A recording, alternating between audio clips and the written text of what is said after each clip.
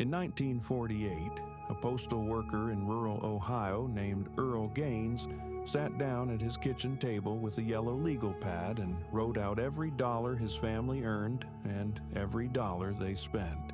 He did this every Sunday for 41 years. He never made more than $32,000 in a single year. When he died in 1989, he left his 3 children a paid-off house, a rental property, and a savings account none of them knew existed with over $400,000 in it. He was not lucky. He was not gifted. He was using a system that most American families knew by heart and that almost nobody teaches anymore. Before credit cards rewired how we think about money. Before banks convinced an entire country that debt was normal. Before financial advisors started charging $200 an hour to explain things your grandfather figured out during the Depression. There were 20 strategies that ordinary Americans used to build wealth quietly and without fanfare. Number 7 was so common in the 1950s that insurance companies began lobbying against it in Washington. Number 14 was stripped from public school curricula in the early 1970s and never replaced. And number 1 is the reason your great-grandparents could retire at 60 on a factory wage while the average American today retires with less than $80,000 saved. So, let me ask you something.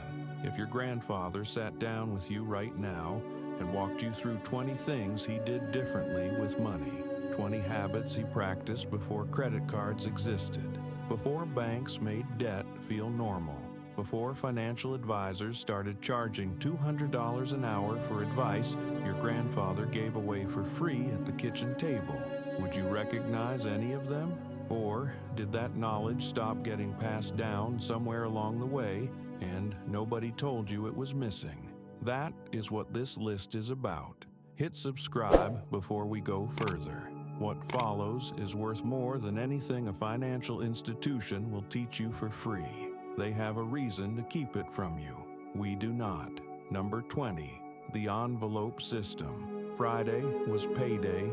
That same afternoon, the paycheck got cashed and the bills came home in a stack. Your grandmother sat at the kitchen table and divided the cash into labeled envelopes before a single dollar went anywhere else. Rent, groceries, utilities, gas, savings, each one received its exact share. When the grocery envelope ran empty by Wednesday, you ate what was already in the house.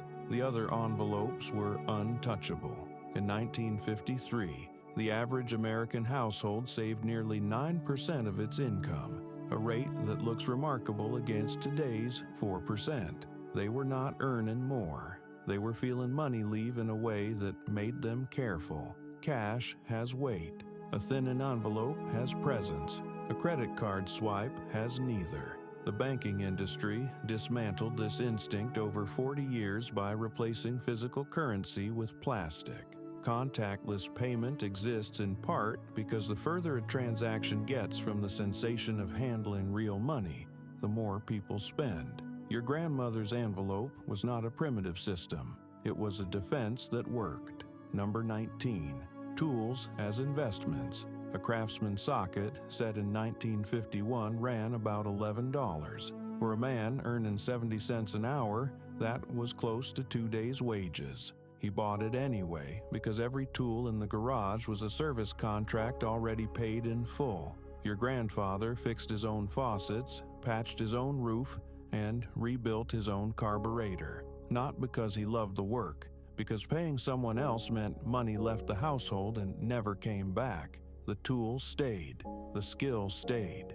Every use after the first was pure return. Americans spend over $500 billion annually on home and vehicle services today. A substantial share of that covers work that a basic toolkit and a willingness to learn could eliminate entirely. Your grandfather's garage was not a hobby space, it was a balance sheet made of steel. Number 18, the kitchen garden.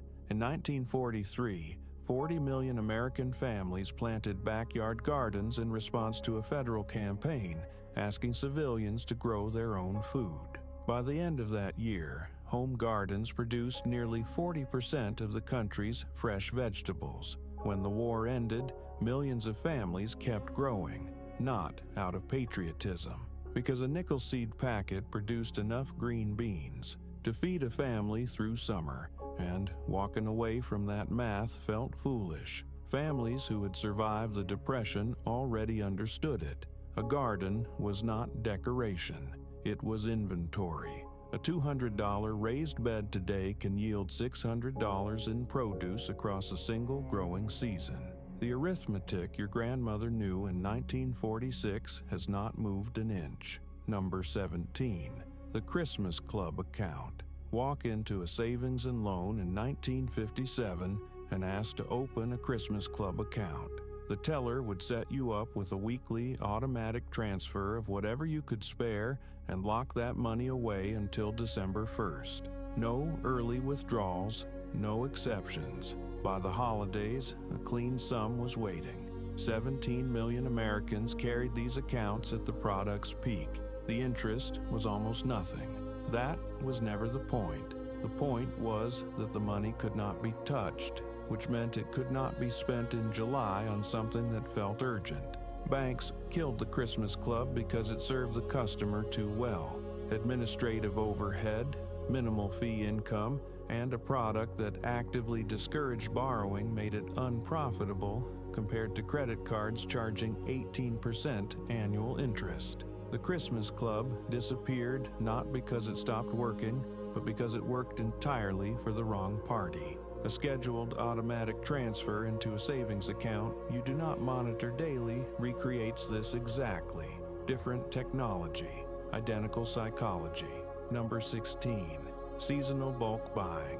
Your grandmother did not buy corn in January. She bought 40 pounds of it in August when harvest prices collapsed, and she spent 2 Saturdays canning enough to carry the family through April. Root vegetables went into the cellar. Fruit went into jars. Beef purchased directly from a local rancher in October got wrapped and frozen for months. A quarter side of beef bought directly from a local farm today runs $5 to $7 per pound across every cut. Supermarket ribeye alone costs $15 or more per pound. Families who still think in seasons continue to capture that spread. Number 15. The barter network. In mid-century, small-town America, cash was one form of currency and skill was another. The plumber whose son was struggling in school made a deal with the teacher whose kitchen drain had been slow for 3 months. The baker, with extra bread, made standing arrangements with the mechanic who needed feeding. Nobody filed paperwork. Everybody held up their end because reputation in a small community was permanent and irreplaceable. What powered these networks was self-knowledge. Every participant understood what their own labor was worth and what they needed that someone else could provide. Community apps and neighborhood forums have accidentally rebuilt this infrastructure. People trade childcare for landscaping, bookkeeping for home repair. The system did not become obsolete. The generation that should have inherited it simply was not taught. Pattern break. Everything so far is about spending less, stretching what you have, refusing to pay for things your own hands can provide, keeping money inside the household instead of letting it bleed out.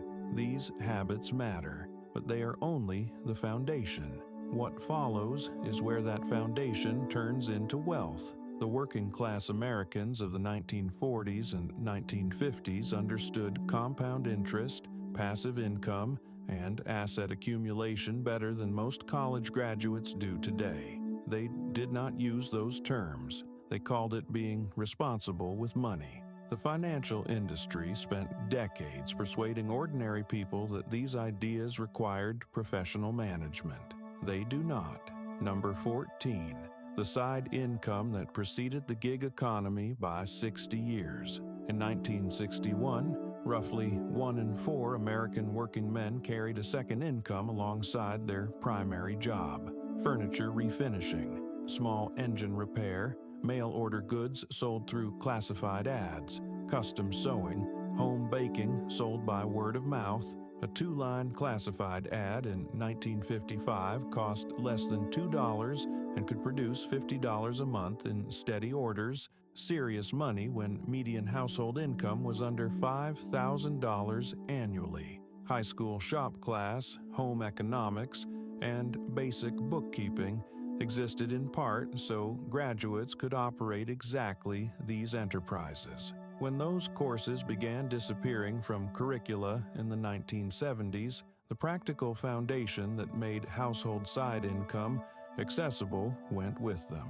We celebrate the gig economy as a modern invention. Your grandmother was running one from her kitchen in 1953. She just called it making ends meet. Number 13, cash as a negotiating instrument. Your grandfather never paid the price on the tag. Not at the dealership, not at the furniture store, not at an estate sale 2 streets over. He walked in with cash in hand and offered less because money that exists right now is worth more to a seller than a payment plan that might collapse in 6 months. Consumer research from 1959 estimated that cash buyers on major purchases saved 12 to 15% compared to installment buyers. On a $500 appliance, that is $65 staying in the household, compounded across a decade of purchases in a family that negotiated everything, that habit-funded vacations, accelerated mortgage payoffs,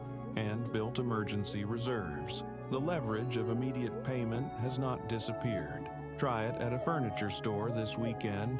You will be surprised how quickly the number adjusts. Number 12, the border arrangement. Census records from 1950 show nearly 1 in 10 American households had at least one paying boarder under the roof.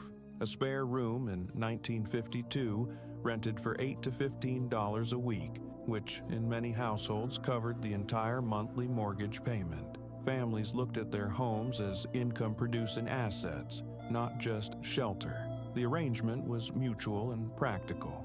The boarder got a clean room and stability. The family got financial breathing room. Real estate listings of the era regularly noted how many rooms were suitable for boarding. Suburban expansion and cheap credit eroded this over the following decades. Today, the average short-term rental host earns over $14,000 annually from a spare room. Your grandmother did the same math with a handshake 70 years ago.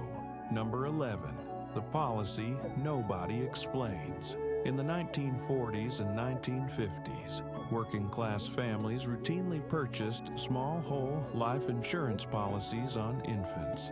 A $5,000 policy on a newborn in 1950 cost about $3 per month.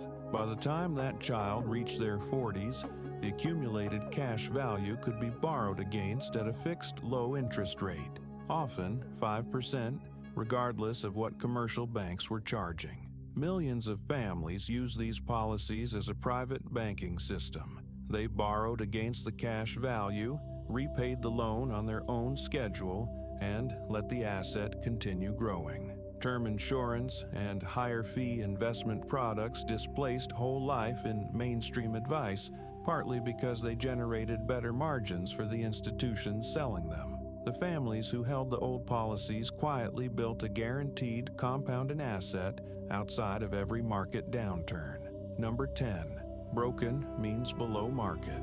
Walk through any flea market in 1963 and your grandfather was running rapid mental calculations on every broken object he passed. A radio with a bad capacitor, a lawnmower with a fouled plug, a dresser missing 2 drawer pulls. He saw the repair cost, usually small, and the resale value after repair considerably higher. He bought the broken item, fixed it Saturday morning, and sold it the following weekend for what would have taken him a full shift to earn. This was not a hobby. It was repeatable arbitrage practiced by millions of Americans who understood that most discarded objects are not worthless. They are simply owned by someone who does not know how to fix them. eBay, Facebook Marketplace, and Craigslist have handed the current generation a global audience for doing exactly this. The profit margin has not changed since your grandfather worked the county swap meet. Second pattern break. One thread runs through every strategy on this list. Spend less than you bring in. Direct the difference into things that hold value or generate income. Build assets before building a lifestyle. In 1950, this was not financial sophistication. It was considered basic adulthood. The strategies that follow are where that discipline compounded into actual generational wealth. Number 9. The used car doctrine. In 1957, a new automobile averaged $2,700. A comparable used car cost $1,200. Your grandfather bought the used one, paid it off quickly, maintained it himself, and drove it until the wheels gave out. Then he sold the parts and bought another used car. The $1,500 spread between those two choices went toward the mortgage. Over a lifetime of making this calculation on vehicles, appliances, and furniture, the cumulative gap between what he could have spent and what he actually spent was the engine that funded the life his children inherited. The auto industry spent decades tying personal identity to vehicle choice. Your grandfather drove a 9-year-old Buick and owned his home by 54. Number 8. The layaway discipline. Before credit became the default, Americans used layaway for purchases they wanted but had not fully earned. You selected the item. The store held it. You paid weekly installments until the balance cleared. Only then did you take it home. No interest, no debt, no impulse attached to a monthly statement. The waiting period was the feature, not the flaw. In the weeks between selecting something and finishing payment, many buyers reconsidered and walked away. The purchase simply did not happen. By 1965, layaway represented nearly a third of department store revenue. Then credit cards arrived. Retailers found that impulse purchases financed at 18% annual interest were far more profitable than considered purchases on layaway. The product disappeared not because it failed customers, but because it served them too well. Number 7.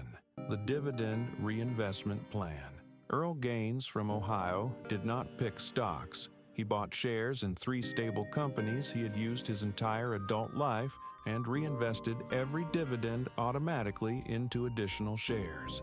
Those shares earned more dividends. Those dividends bought more shares. He let the cycle run for 30-plus years without interruption and without selling. The mechanism was a dividend reinvestment plan, which major American corporations began offering in the early 1960s. So small investors could buy shares directly and compound dividends without a broker and without a minimum balance. $500 invested in a stable American consumer company in 1960 with dividends continuously reinvested would exceed $600,000 today. The math required no expertise. It required patience and the decision not to sell. These plans still exist. Most major companies still offer them. The strategy is unchanged from the one that built estates nobody expected. Number 6. The tax auction. County governments have held public auctions on tax-delinquent properties since the 1800s. When a landowner fails to pay property taxes, the county seizes the parcel and auctions it publicly. Bidding starts at the unpaid tax amount. In the 1940s and 1950s, certain Americans followed these auctions the way others followed baseball standings. They researched parcels in advance and acquired real property for a few $100s against land worth far more. A family might have purchased a vacant lot in 1951 for $180 in back taxes. 40 years later, that lot sat inside a developed township worth 30 times the original price. Some families repeated this process until they had assembled an entire real estate portfolio built almost entirely from other people's tax failures. These auctions still occur in all 50 states, every year, on publicly listed schedules available through county clerk offices. Most Americans have never attended one, not because they cannot, because no one told them they were allowed to. Number 5. Making instead of buying. A dress pattern and fabric in 1954 cost $1.75. The finished dress at the department store cost $9. Your grandmother owned a sewing machine and a Saturday afternoon, which meant the math was obvious. Every manufactured product carries in its price the full layered cost of materials, labor, packaging, freight, retail margin, and corporate profit. When you produce the object yourself, you pay for materials and nothing more. Families that sewed clothing, built furniture, baked bread, and preserved food retained 60 to 80% of what those goods would have cost them at retail. Across a full year, that discipline produced thousands of dollars in retained household wealth. Shop class and home economics did not disappear from public education by accident. When they went, they took an entire economic toolkit with them. Number 4, the income gap strategy. This is not deprivation. This is a deliberate, sustained gap between what comes in and what goes out, maintained not only during hard times but always, and directed toward assets before it can reach expenses. Households in the 1950s earning $5,000 a year frequently lived as though they earned $4,000. The remaining $1,000 was directed into savings or toward the mortgage before any discretionary spending occurred. They drove cars smaller than their income suggested. They ate at home, not because they had no options, but because they understood that visible prosperity and actual prosperity occupy opposite ends of the same spectrum. The personal savings rate peaked above 10% in the mid-1970s. It now sits near 4%, while total household debt exceeds $17 trillion. Your grandparents did not earn dramatically more. They spent dramatically less, by choice, consistently, decade after decade. That gap was not sacrifice. It was the mechanism that funded everything they eventually owned. Number 3, the property that pays for itself.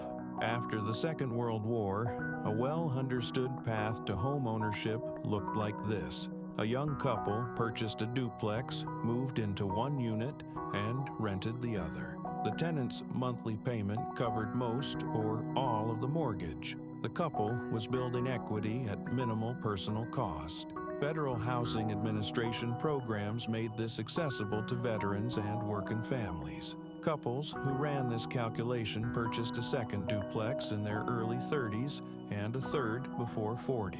By the time the original mortgage cleared, they owned multiple income-producing properties generating passive monthly income that required no pension and no corporate loyalty. The strategy still functions in hundreds of American cities today. Duplexes still exist at price points where rental income from one unit offsets the mortgage on the other. What changed was not the math. What changed was the knowledge that ordinary people were allowed to use it. Number 2, teaching children to earn. By 10 years old, most American children growing up in the 1950s had already earned their own money. Paper routes, lawn mowing, snow removal, neighborhood odd jobs. The amounts were small. The education was not. A child who earns money learns through direct experience that income requires effort, that effort produces a quantifiable result, and that unspent money accumulates into options. The 12-year-old who deposited half of every payment into savings became the adult who automated retirement contributions before checking his paycheck. That was not personality. That was training, repeated long enough to become reflex. The most durable item on this list is not a financial instrument. It is a decision made about what children experience before they turn 12. Number 1, the owned home. Every strategy on this list aimed at a single outcome. Not a bigger house, not a newer car. A home with no mortgage attached to it. A house that belonged to the family with no institution holding a claim against it. In 1960, the average American household paid off their mortgage in 15 to 20 years. They made extra principal payments when cash allowed. They refinanced only to shorten the term, never to extract equity. When the balance reached zero, families held a ceremony. They burned the mortgage papers in the fireplace. The money that had gone to the lender every month stayed home for the rest of their lives. A household without a mortgage needs dramatically less income to live well. It can absorb economic disruption that would collapse a debt-carrying family. It can retire earlier, give more, and hold the line through any storm. Every trick on this list, the envelope, the garden, the tools, the barter network, the dividend plan, the tax auction, the duplex, was a stream feeding this single river. The average American mortgage today is structured for 30 years. Extended loan terms benefit lenders. The 15-year mortgage your grandfather insisted on cost the bank 15 extra years of interest. That is not an accident. That is a business model designed around your patience running out before his did. Earl Gaines knew this. His yellow legal pad knew it. His children understood it the morning they read his estate documents after the funeral. Now you know it. The only question remaining is the same one it has always been. Are you going to do what they did, or keep scrolling? Pick one thing from this list and start it this week. Just one. Come back and tell me whether your grandfather was wrong.